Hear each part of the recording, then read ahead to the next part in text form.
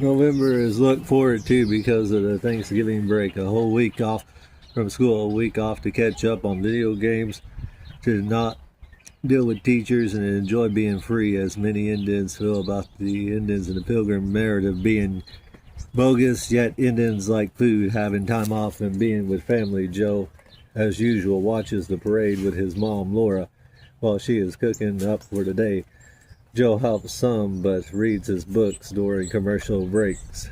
After the parade, there is a football game. Joe happens to be a cheesehead and roots his team on. He plays a lot of NFL quarterback club with his brother and knows who a lot of the players are playing. Kenny visits dropping an old Nintendo 64 game he beat and wants to give away. When dinner is ready, Joe says what he is thankful for, which is pizza, television, and his family. Joe eats too much. They rented 6 movies because Mega Movie had a rent one, get one special, and the family sits down together to try to watch them again. It is a rather rugged house kept warm with an old wood stove. Warmth, love, and a thankful heart can sure make for a special day. The Thanksgiving break goes by too fast, and Joe is back to finish up before winter break. As Y2K New Year approaches, the anxiety is building, with television programming hyping, with Sunday evening cartoons hyping it up, the news stations running news clips about it, comedians putting it in their monologues, magazine and newspapers running articles about it, preppers doing last-minute prep stocking up on toilet paper and canned goods. The anxiety was selling lots of consumer goods. Joe asked Miss Holly what she thought about it. Joe, Miss Holly, what do you think about Y2K? Miss Holly, what is Y2K? Joe, it is where the computers have a difficult time knowing the year 2000 and the whole electric grid shutting down. Miss Holly, how do you know that is what will happen? Joe, it is what the television and people are saying. Miss Holly, can you always trust what the people and television are saying? Laura, he watches a lot of television. No, Joe, no. Miss Holly, do you know who you can trust? Joe, who? Miss Holly, Jehovah and Jesus Christ.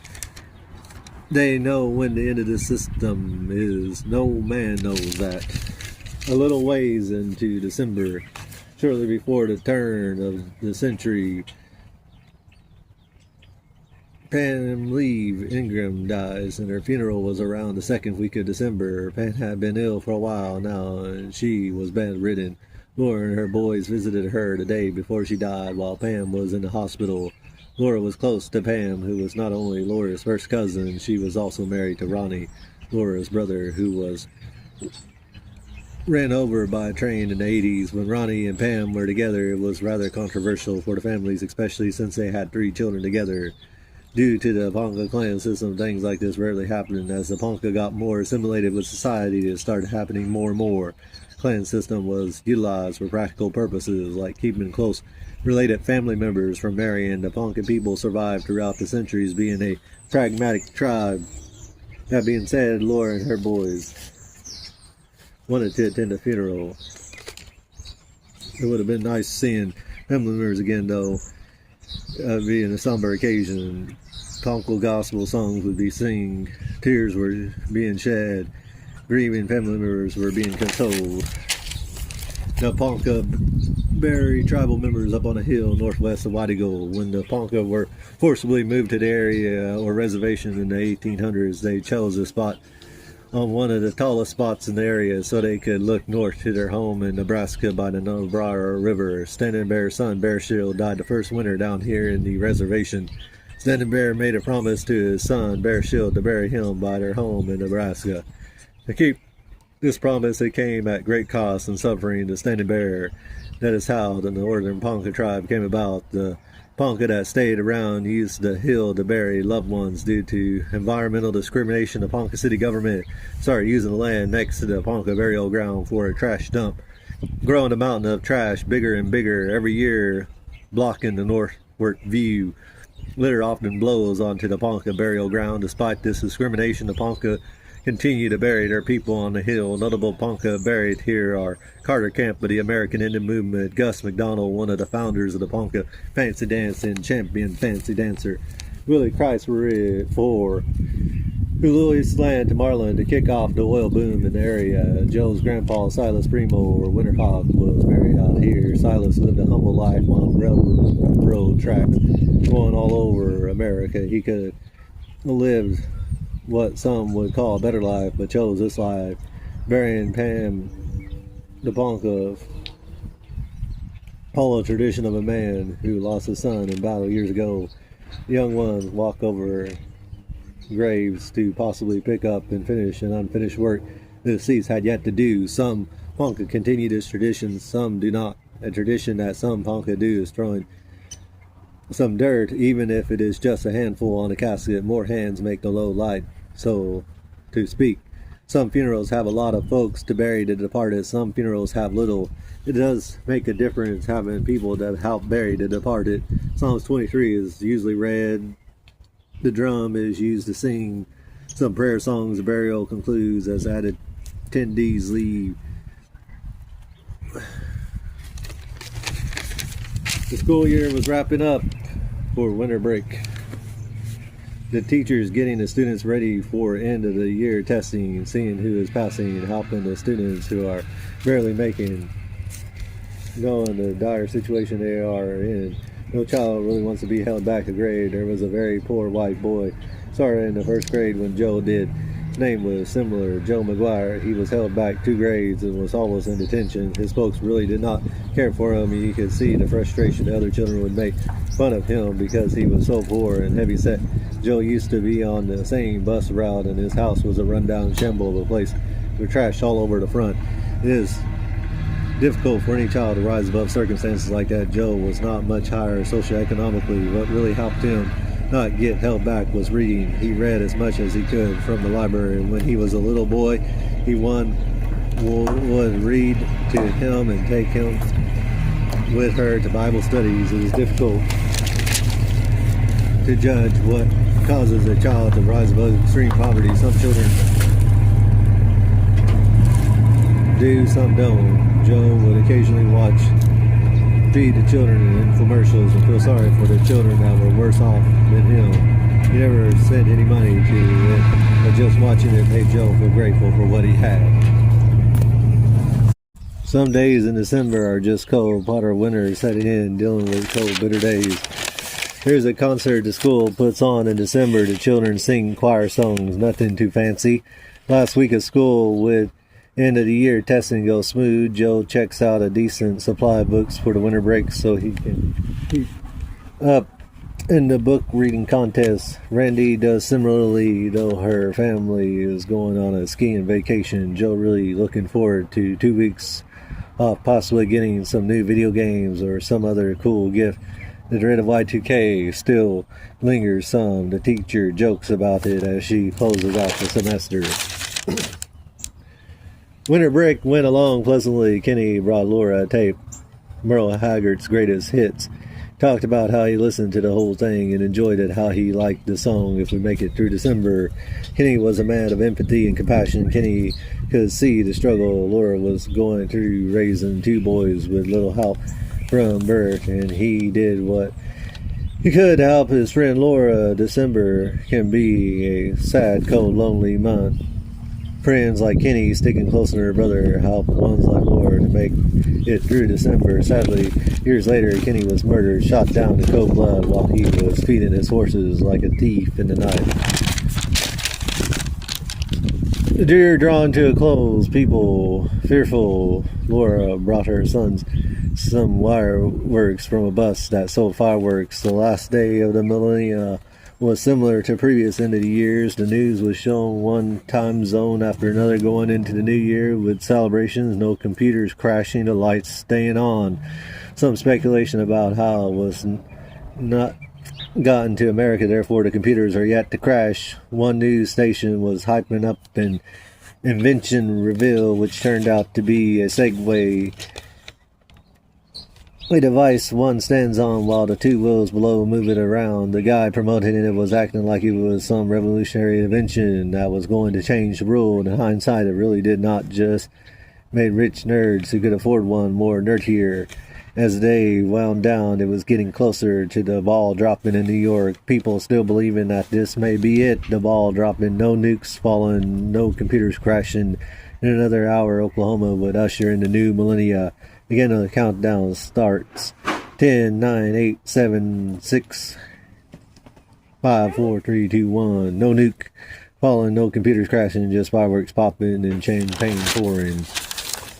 People singing Odd Lang Syne from the countryside hill on Hiawassee. You could see others popping off fireworks on a cold January night.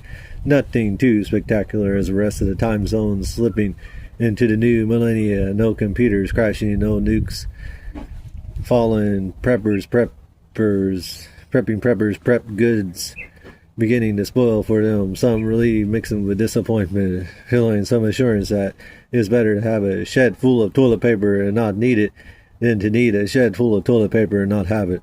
Laura calling her family and friends, talking about the new year. Joe, as usual, playing his video games, watching television, and reading his books. People passing resolutions such as losing weight and other goals. The beginning of school in January is such a depressing. Halfway through the 5th grade, 90 grueling days ago.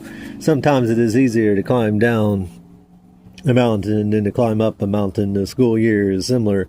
Children showing off their new gifts during the cold winter morning outside during recess. Joe checks in his books he reads over the break, does some quick tests, checks out some new books with enough time to go for a swing on the swings and a spin around the merry-go-round. During class, the teacher reminds everybody about the reading contest as she looks especially at Randy like she assumes Randy is going to win. Yet the day goes by painfully slow as Joe thinks about the next upcoming day off. Is Martin Luther King Jr. Day, which is about 2 weeks away. There's a Teacher Day in February, spring break in March with a whole week off, nothing in April. May and then summer break, just got to get to 1 milepost at a time. Joe hopes for some snow days while mingled here and there. A whole bunch of children go through the school year this way. January went by relatively quickly. February, a short cold month with the year 2000 having a leap year. Same activity as usual. People celebrating a pagan holiday around the middle of the month. Joe reading his books, playing his video games, and watching television while doing the bare minimum of homework, while Randy is showing some stress keeping up with her overachieving lifestyle, at the same time feeling somewhat bad because Melissa makes it look easy reading at least a book a day while getting straight A's. Joe's brother, Winterhawk's birthday was in March, shortly before spring break. During that time, paintball guns were all the rage. You could buy cheap ones at the store for about $30-something. It was cheap, to say the least. It was not automatic, nor did not have a big air container. If one splurged, you could buy one from Oklahoma City for hundreds of dollars. These were metal, semi-automatic, could hold a lot of paintballs. Their air containers were big, long-lasting. That is what Jubal wanted, to which he got that year. In addition, a bunch of boys from school who had paintball guns came out to have a match. A lot of older boys from 7th and 8th grade came, such as Kyle, Bowling, Richard, Manuel. A bunch of boys from Winterhawk's grade. Everybody had at least a cheap paintball gun. The older ones all had the more expensive ones because they had side hustles making money. Place by Hiawassee was about perfect for a paintball match. There was an old rickety barn with tattered walls that could be used to shoot through. There were 2 stories with the opening on the 2nd floor providing an optimum place to shoot from. There were hay bales to hide around, a few trees as well, some old vehicles and equipment. When the match started, the older boys quickly took control of the barn and wiped out the younger boys in the field. Getting shot by paintballs is not too pleasant. Joe was looking like a Jackson Pollock painting due to 8th graders disliking 5th graders with a passion. Also, Joe was no Rambo elite fighting.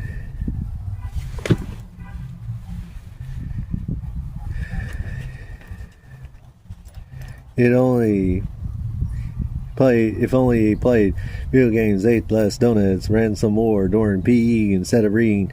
not minding being called a bleacher creature. He would not have gone painted up so much. Despite that, the fun and adrenaline from paintballing is something you have to experience to appreciate. Joe Winterhawk had a lot of fun using his new Raptor paintballs guns. His helmet made it real easy to play without worrying about getting shot in the head. Afterwards, everyone ate cake and drank pop. That was one of the few times the house on Hiawassee Road was used as a paintball field due to how expensive paintball equipment, balls, and air are. During spring break, Winterhawk and Joe spent a portion staying over at their dad's, Bert's house in Enid, a house on the edge of town. Enid is about a little under 50,000 people. Bert is living at a house that goes back several generations of McBlair. Bert's grandma used to live here years ago. She was part Iroquois and could speak with Crow, supposedly, which heard some people. It was rumored as well that some McBlair were in the smuggling business during Prohibition, which resulted in them burying a bunch of old Model T gangster cars under the property. Perhaps there are a bunch of cars buried under the property. Who knows? Bert was living with Diane and her son Derek. Joe did not really fond of the idea of staying with Bert even for a few days because Joe was a creature of routine, wanted to stay at home during the break. One thing he did like about Bert's house was cable television. MTV was showing a bunch of spring break content.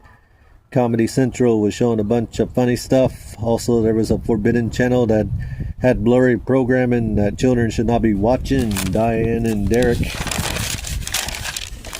were away. Bert was the cook, and he was a rough cowboy kind of cook. One thing he made was a breakfast pizza made from a pre-made pizza with his own custom topping being added of some meats and cheese and eggs. It was not the best. It was not the worst.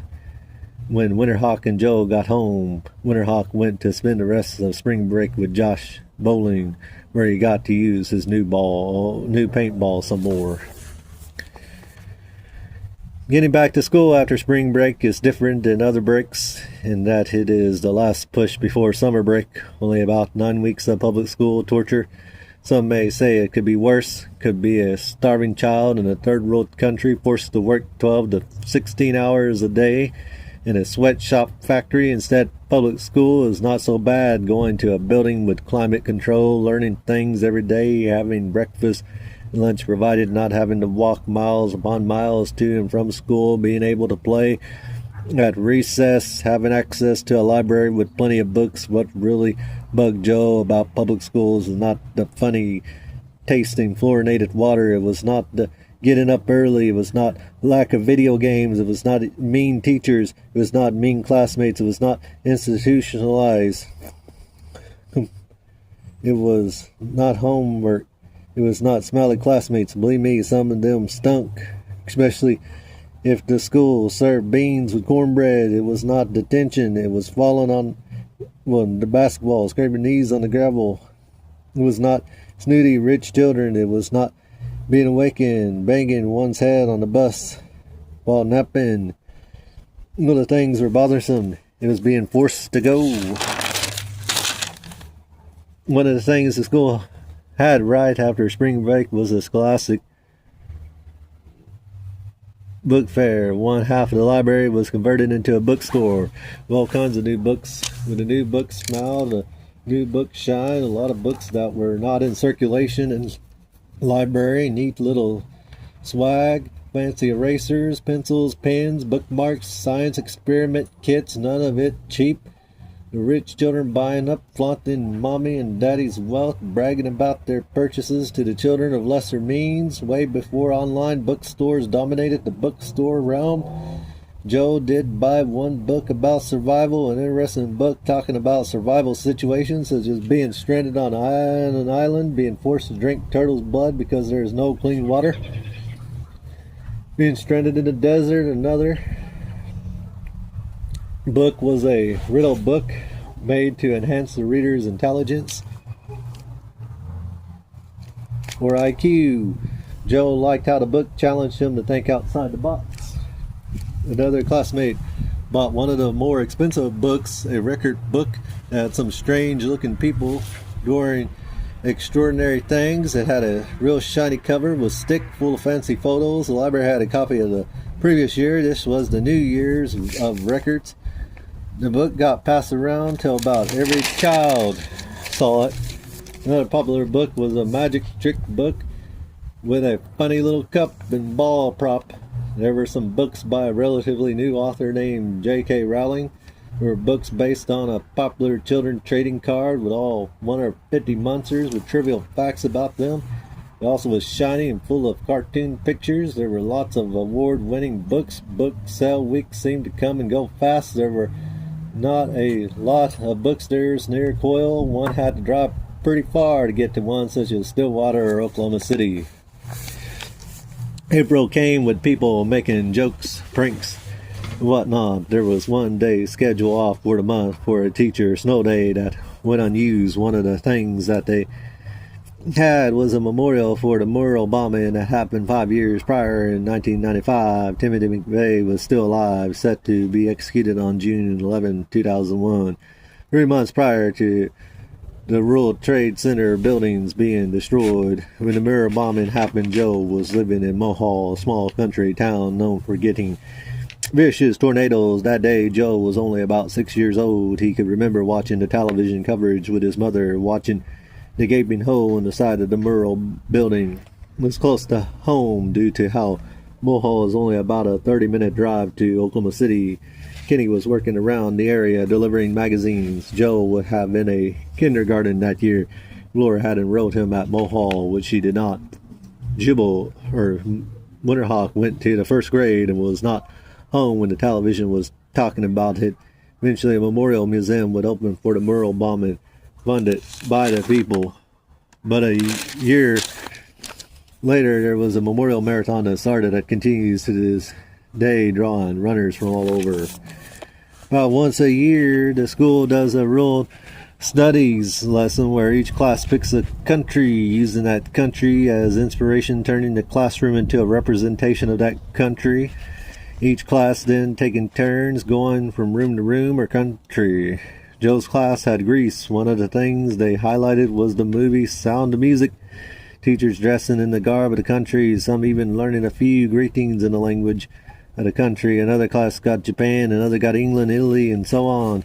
It was a neat way the children, toward the end of the school year, got to learn about other countries, culture, history, customs. Some classes even had food samples. Some classes and teachers were not too enthused about the project, which showed in the lack of decor. It was a nice way to get out of the humdrum of the monotony of class. Joe in between was reading because Randy and Joe were neck to neck on the reading contest, with Randy being slightly ahead. Olympics. One of the things the school also does during the end of the school year is an Olympic competition where all day long the children go around competing in different athletic events. Joe is not the best athlete, a bleacher creature as his PE coach calls him, so he is not gung-ho about the Olympics. He does like that he is getting out of the monotony of a typical boring school day. He is happy that he can use the day to read in between activities. He gets a lot read, while Randy, who is quite a female athlete, does not read, doing her best to win the athletic girls competition. Joe has no ambitions because he has seen how other boys in his class can run way faster, jump way farther, and are much physically stronger. For lunch that day, they have sack lunches in the field, sandwiches with chips. The day concludes with a winner ceremony. Joe reading during the event because he knows he is not getting announced. The typical athletic children get their awards at the end. Everybody gets a participation trophy for what? Not being killed by the more athletic children. It is what it is. Some children are elected to win something, even if it is a meaningless award. Joe really never won a competition in his life at that point. With as much as he was able to read that day, he managed to make the book reading contest incredibly tight, which was starting to make Randy panic. One thing Joe did read or win was he won 3 pops in a row when he twisted off the caps and won 3 pops in a row. End of the year field trip zoo.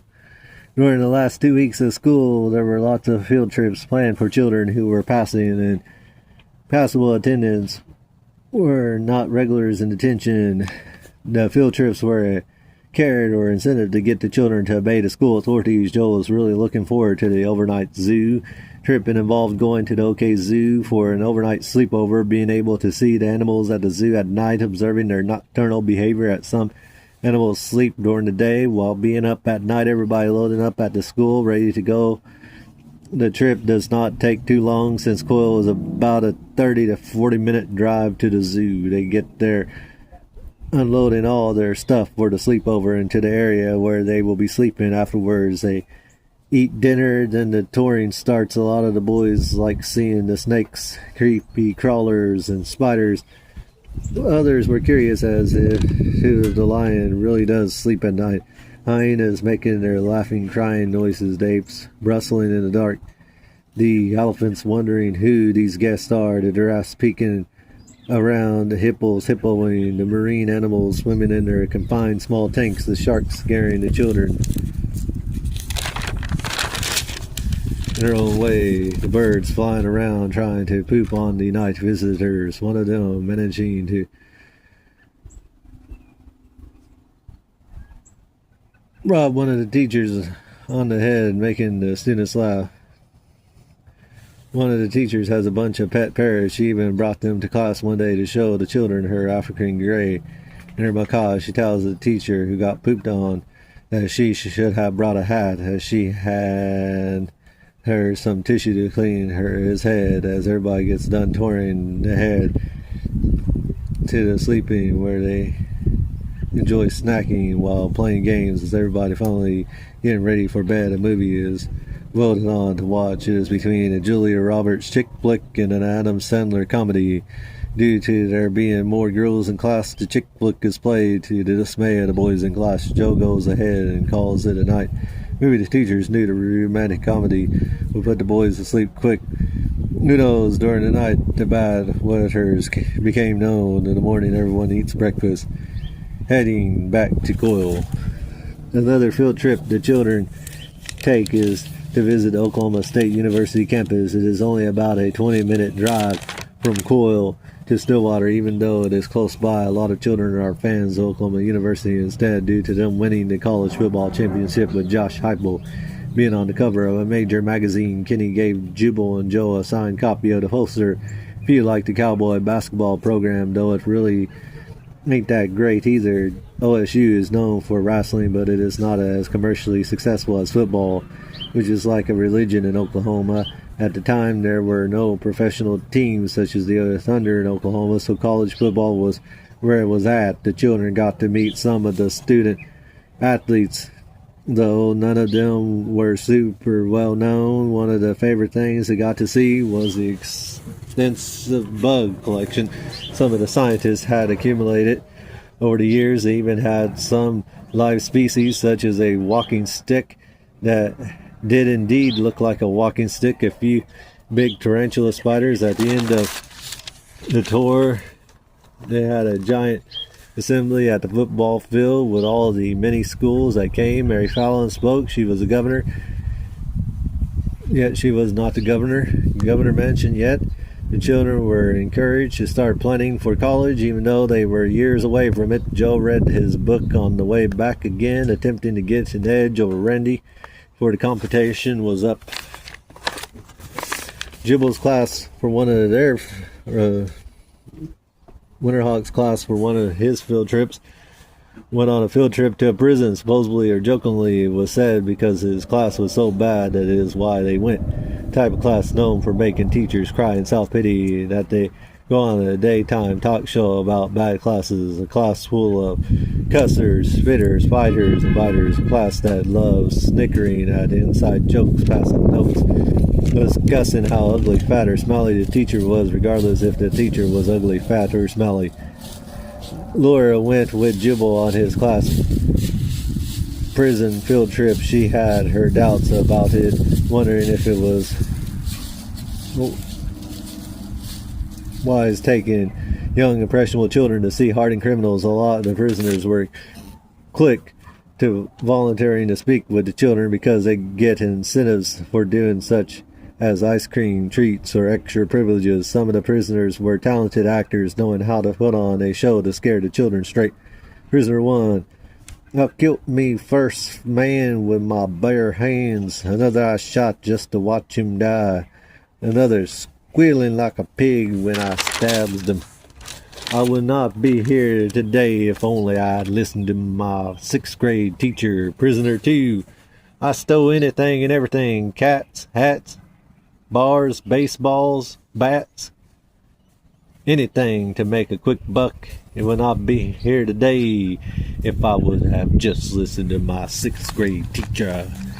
Prisoner 3. I started doing drugs when I was in 6th grade. Alcohol, marijuana, anything I could get a hold on. With Oscar winning tears in his eyes. If only I had listened to my 6th grade teacher. Some of the children saw through the act. Others were scared into listening to their 6th grade teacher. Laura was regretting letting her son go. She thought if Joe's class is going next year, she was going to keep him home that day, let him play his video games. 4th prisoner. Do you know what it is like being pushed around by a man bigger than you? It ain't fun. If only I had listened to my 6th grade teacher.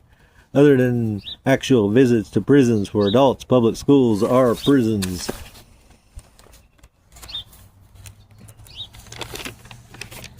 Some say there are, Citizen 6, some say there are no bad students, just bad teachers. Winterhawks, 6th grade was so bad they proved that wrong. Do you know what a fish is, boy? You don't want to know.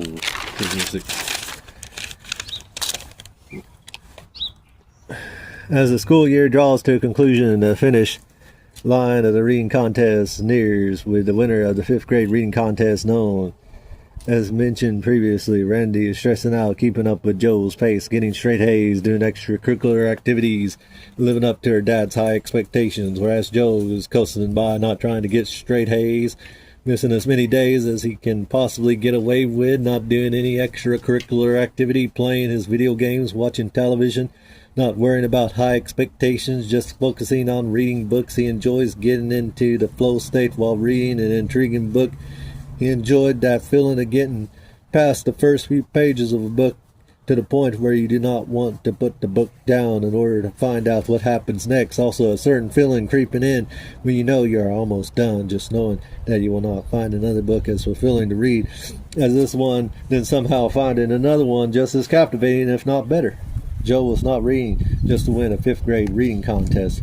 Personal pan pizzas. He was reading because of how reading made him feel. Therefore, he read a lot of books. Sometimes it is disappointing reading a writer's book and finding out they'll only have that book or a few other books. It is a delight when finding a writer who speaks to the reader, knowing they have a whole bunch of other books they wrote. Searching for these writers can be a joy in itself. A treasure hunting for lost treasure in the library. Joe is one of these treasure hunters, which is one reason he was doing so well in the 5th grade reading contest. The final week of school finally arrives with end of the school year testing, the teachers getting the children ready to use Scantrons, making sure the children get the right circle shaded in so the school can continue to receive money. It is a stressful time of year for many.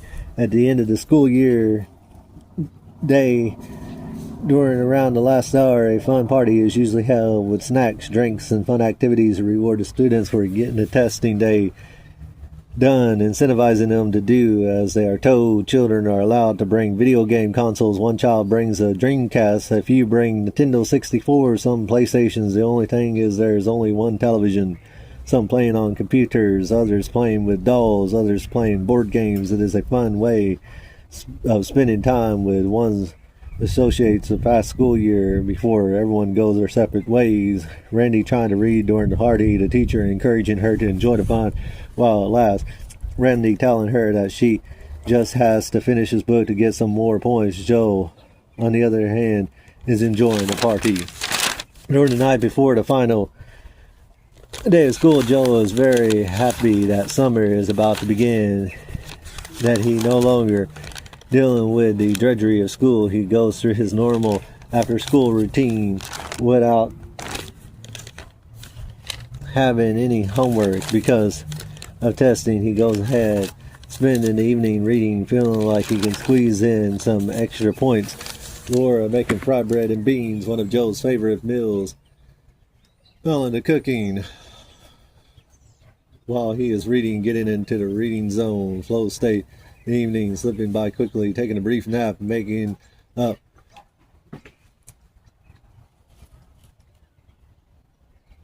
finishing his book while Laura and Winterhawk watching television. Joe hearing the end of the book. He is reading, feeling a certain sense of satisfaction that he may just win the 5th grade reading contest. That is, if Randy is not somehow reading a lot of books deep into the night. Going to school. The following morning, Joe taking the reading test for this final book of the school year, passing with flying colors, looking over, seeing Randy looking tired, disheveled, appearing with what seems to be tears in her eyes as she is taking a test. Joe wondering who is going to win. The final school day. Superintendent. What do you mean, Joe? Won the reading contest. Librarian. Yeah, he got more points than Randy. Secretary. Our Randy was worked so hard. She deserves to win. Librarian. Joe worked hard as well, getting more points than Randy. Teacher. At the award ceremony, Joe will be announced the winner of his class. Secretary. There must be something you can do. Randy will be heartbroken if she does not win. Librarian. The rules show that whomever gets the most points is the winner. Superintendent. We don't want some poor Indian who misses as many days as he possibly can get away with. An average grade student, no athletics, no extracurricular activity, outshine our little Randy. Secretary. She was up all night reading. She worked so hard. This would be demoralizing for her if she lost to Joe. Superintendent. I know what we can do. We can ask Joe if he would share the first place with Randy. Librarian. That seems wrong. Joe won it fair and square. Teacher. It would not hurt to ask. Superintendent. There it is. Decided. We will ask Joe if he will share the first place. Secretary. If he does, Randy will be so excited. It'll be like those times she won some participation trophies. Librarian. Won it. Teacher. Joe, I have a question to ask you before the ceremony starts. Joe. Sure, what do you want to ask, teacher? Did you see how Randy looked this morning? Joe. Yes, she looked awful. Teacher. Well, she was up all night reading to get some reading points this morning. I was speaking to the superintendent, the librarian, and her mother about it. Wanted me to ask you if you would share the first place with Randy. Joe. I won? Teacher. You sure did. You still get to keep the reward. You just want to announce that she won as well. Joe. I guess so. Joe did not know how to respond to such a strange request from his teacher, wondering if they would have done that for him if he was runner-up.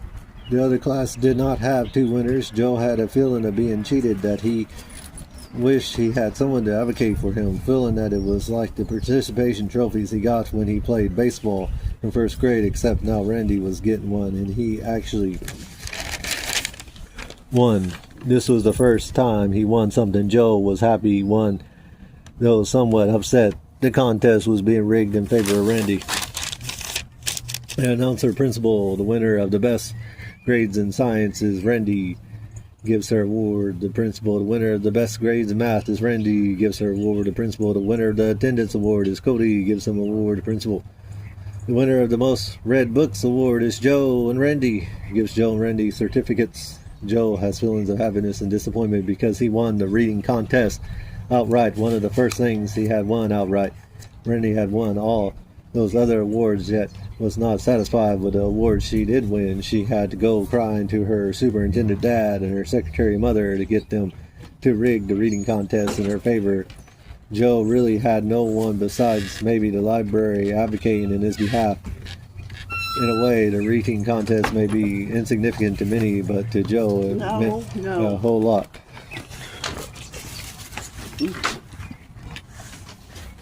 If he could, he would have told them know that he won the reading contest, that Randy should have read more books if she wanted to win. Joe felt that on the inside, but on the outside he was just a fifth grader who was not confident, was considered a nerd because he was always reading and playing video games with slow mouth and tongue, so to speak, was from poverty, did not know how to be assertive against a school system much bigger than himself. This felt like a feeling he was going to carry with him his whole life. Later on, before school was over and summer started, Randy came over talking with Joe. Randy, if I knew it was going to turn out that way, I would not have told my dad. Joe, it is no problem, Randy. I am sorry. Joe, thank you. Years later, Joe, now a grown-up, is standing before a crowd of students telling him about his best-selling book, How to Win a Fifth Grade Reading Contest, encouraging them to read along with other habits that will help them to succeed as people and lifelong learners, telling them about the flow state of reading a page-turning book. Some of the books he enjoyed reading when he was in school, such as Where the Red Fern Grows, Hatchet, Tom Sawyer, scary books, record books, magazines. One of the children asking Joe if he knew reading contest was rigged, would he have read all those books? To which Joe replies, I cannot go back in time. I believe I would read those books. Joe telling the students about how he likes books about dogs, such as Hank the Cowdog by John Erickson, Called Wild by Jack London, Where the Red Fern Grows by Wilson Rawls. He tells them about his other book, A Res Dog Tale, The Birth of the White Eagle Terrier, about how White Eagle Terrier came about. He concludes his presentation with a puppet act singing a duet performance with Thomas Redwood of the song Living in Crescendo, explaining how reading books helps one to live in crescendo, which is a music notation indicating a steady increase in intensity or steadily getting louder and more powerful. Reading helping reader improve physically, mentally, emotionally, spiritually, and financially. On a physical side, reading helping one to learn better ways of taking care of their body. Reading helping mentally by learning new knowledge, understanding, and wisdom. How reading helping one emotionally to be more empathetic to others, being able to see others' perspectives. Reading helping one spiritually to learn about Jehovah God, the Creator, and His Son, Jesus Christ. Joe explained the song Living in Crescendo is about the three acts of a man's life: boyhood, manhood, old man. How no matter what stage in life one is that, one can always live in crescendo.